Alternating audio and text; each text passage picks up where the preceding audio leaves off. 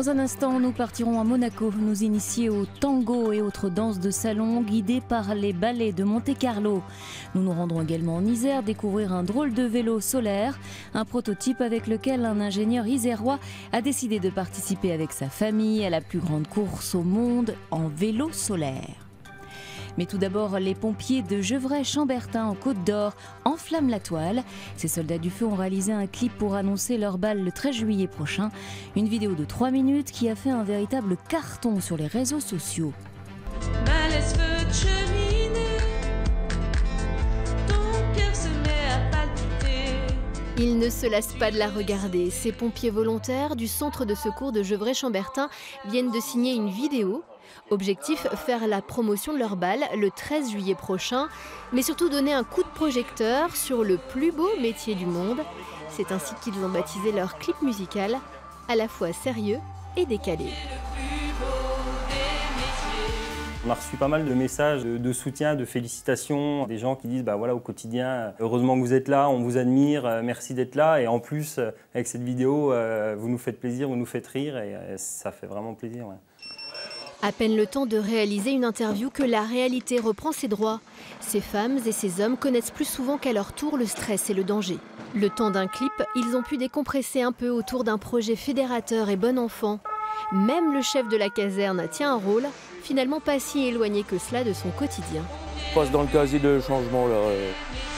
De mon habit de métier, je passe à ma passion de sapeur-pompier.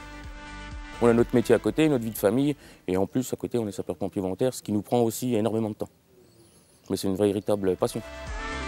En 4 jours, la vidéo a déjà été vue 43 000 fois sur les réseaux sociaux. Si derrière l'écran, ne serait-ce qu'un futur pompier volontaire se reconnaît, la mission de cette équipe sera accomplie. En attendant, on a beau briller sur Facebook, faut continuer à briquer. Participer au reboisement des forêts françaises en parrainant un arbre qui sera planté. C'est la proposition de Trees, une entreprise sociale installée à Paris. Un geste solidaire dont a bénéficié il y a 3 ans un arboriculteur dans les Alpes de Haute-Provence. Grâce à ce coup de pouce, 1670 arbres fruitiers sont sortis de terre. Journée un peu particulière. Pour la première fois, le fondateur de Trees et une marraine viennent découvrir les arbres plantés depuis 2014 par cet agriculteur. On pense avoir des grands arbres. Ça, c'est toujours le truc à chaque fois. Les gens disent c'est des arbres et puis on arrive. Et c'est normal, il faut que ça pousse. Oui, c'est des bébés. De l'émotion aussi, lorsque Cindy découvre la vigne qu'elle a choisie et qu'elle s'empresse de prendre en photo. Alors, satisfaite? Au top. J'aime bien celle-ci, la petite. En fait, la jeune fille a d'abord acheté un bijou en bois, fabriqué en France par des personnes en situation de handicap. C'est une partie de cet achat qui a contribué à ce projet environnemental. Au lieu d'acheter des bijoux en magasin et donner de l'argent à des grosses entreprises, j'ai préféré favoriser ce style d'entreprise sociale et intéressante aussi, dans le sens où ça peut aider aussi un agriculteur à développer son activité. Une façon aussi de reconnecter le monde agricole et les citadins. Un coup de pouce en quelque sorte. Il y a des gens qui pensent à nous, qui pensent à replanter des arbres. Et nous, on est là pour passer à l'action. Et des fois, il nous manque des financements. Et là, cette rencontre, ça permet de le faire. Promouvoir la reforestation en parrainant un arbre, un geste symbolique, valorisant, qui a déjà permis à des milliers de particuliers d'agir en se faisant plaisir.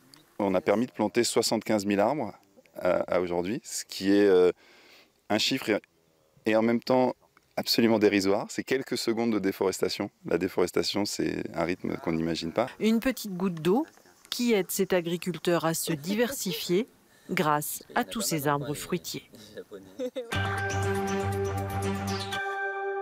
Le projet un peu fou d'un Isérois à Méaudre sur le plateau du Vercors, Sébastien se prépare à participer le 8 juillet prochain à Clermont-Ferrand au challenge Suntrip, une course de vélo à assistance électrique alimentée par des panneaux solaires, un périple dans lequel cet ingénieur a embarqué femmes et enfants.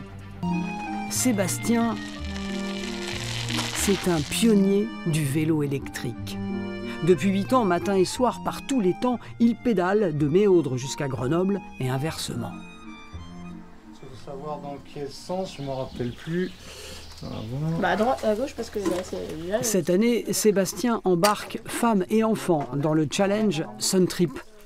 Dernier préparatif dans l'atelier familial, à seulement quelques jours du départ. Sur ce drôle de vélo, les 5 pédaleurs joueront chacun leur rôle. Devant, c'est les enfants, les 3 enfants. Celui qui est à gauche va pédaler en arrière, avec un système... parce que c'est pour être un petit peu original et surtout parce que j'avais un problème technique à résoudre et que moi ça m'arrangeait bien de pédaler en arrière. Celui du milieu, je savais pas quoi en faire, donc je lui ai proposé de pédaler pour produire de l'électricité. Donc là sur un générateur, il va envoyer le courant dans la batterie qui est derrière. À l'arrière, un moteur pédalier tout intégré avec l'électronique intégrée qui va alimenter une boîte de vitesse et la roue arrière gauche. Et de l'autre côté, un moteur plus puissant. C'est un peu comme une naissance. C'est la première fois que vous montez dessus. Sébastien, Noël, Alexandre, Flore et Gaëtan attendent impatiemment le départ le 8 juillet prochain.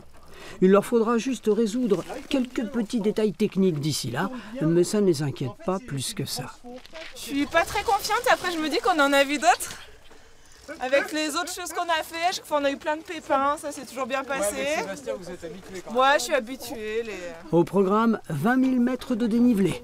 On leur souhaite un sun trip bien ensoleillé. En avancée, moi ça me plaît bien parce qu'il n'a pas de frottement.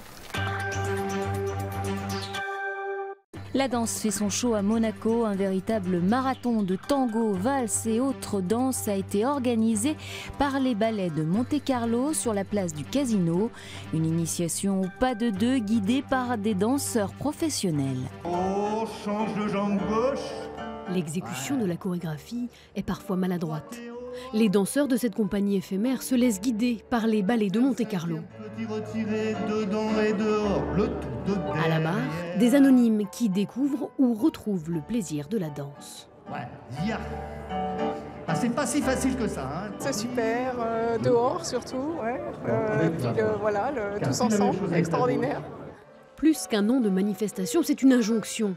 Faites de la danse. Sur la place, la consigne est respectée. Les marches du Casino se transforment en gradins. Une guinguette s'est même ouverte en principauté, de quoi déstabiliser les spectateurs. C'est très bien. Pourquoi pas, c'est la première fois, j'espère qu'il y en aura d'autres. Pour cette première édition, une dizaine de scènes offrent des démonstrations de danse de salon, danse du monde contemporaine ou traditionnelle, et même acrobatique.